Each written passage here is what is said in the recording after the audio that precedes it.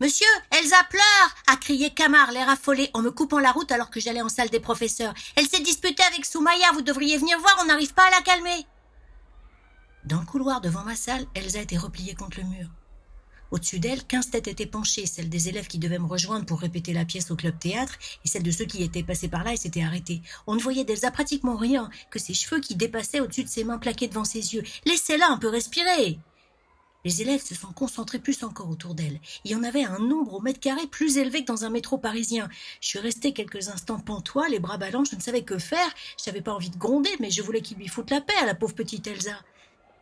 « Joyeux anniversaire !» a éclaté tout à coup le groupe. C'était assourdissant, il y avait de la simultanéité dans leur voix. Elsa s'est levée d'un coup. Elle ne pleurait pas, elle était radieuse, au contraire. Elle a dit « C'était mon idée !»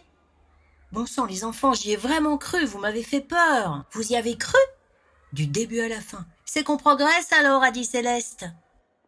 Les élèves sont entrés en classe en se congratulant de leur tour. Ils se sont assis un peu partout et surtout sur les tables. Et Charlotte a dit, en frappant dans ses mains, « Un discours, un discours !» Les autres l'ont imité. « Un discours, un discours ! On commence pas le théâtre avant un discours !» a dit Camar. Alors, comme je leur devais bien ça, je me suis mis tout droit, je me suis éclairci la voix, ça a fait un silence tout subit et tout surpris. Et alors, j'ai fait un discours. Et je crois que personne, pas même moi, ne s'y attendait vraiment jusqu'à ce que les premiers mots ne s'extirpent de moi. C'est drôle, ai-je dit. C'est drôle que vous me souhaitiez mon anniversaire parce que je suis souvent le dernier à y penser. Une année de plus, quand on en a beaucoup plus que vous, ça n'a plus le même sens.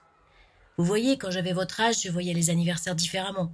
Pour moi, les anniversaires, c'était avant tout les cadeaux, a dit Elsa. Oui, Elsa, c'est ça. Enfin, c'était ça, les cadeaux. Je savais que j'allais recevoir des cadeaux et j'attendais mon anniversaire parce que j'attendais les cadeaux qui allaient avec.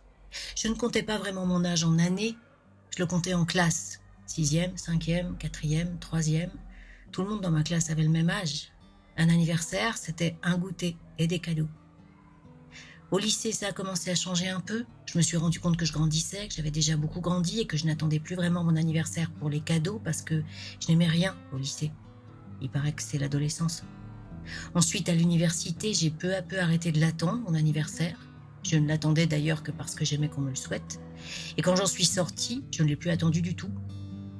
Vous savez, j'ai eu plusieurs vies avant d'être professeur. J'ai été serveur dans des restaurants, j'ai cueilli des fruits dans les champs, j'ai vécu un peu à l'étranger, j'ai gardé des jardins de château, j'ai travaillé dans des bureaux et des usines.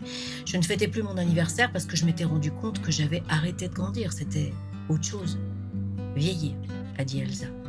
Oui, Elsa, vieillir. Vieillir. Je ne grandissais plus, je vieillissais. Les anniversaires ont commencé à me faire un peu peur. Je voyais le compteur tourner, je n'étais pas très vieux pourtant, mais je n'aimais plus ça. Je voyais le temps qui passait, puis finalement, je suis devenue professeur. Ce qu'il y a de bien avec mon métier, et je vous jure que c'est un beau métier, c'est qu'il change tous les jours.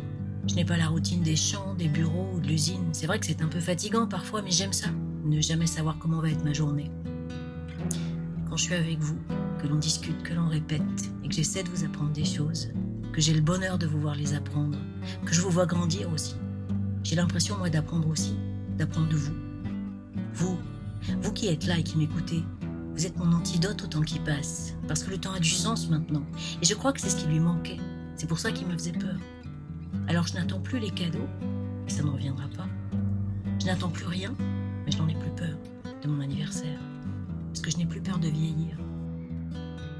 Vous savez, depuis que je suis professeur, depuis que je côtoie mes élèves, et mes élèves, ce ne sont pas que mes 120 élèves, ce n'est pas que ceux que j'ai ou que j'ai eus, ce sont tous les élèves de ce collège.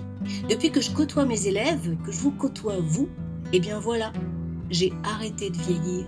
Je ne vieillis plus et c'est grâce à vous. Et vous savez quoi ? Il faut que je vous le dise, depuis que je vous connais, vous, mes élèves, je crois même que j'ai recommencé à grandir. « Monsieur, a dit Charlotte, monsieur, je crois qu'Elsa pleure. »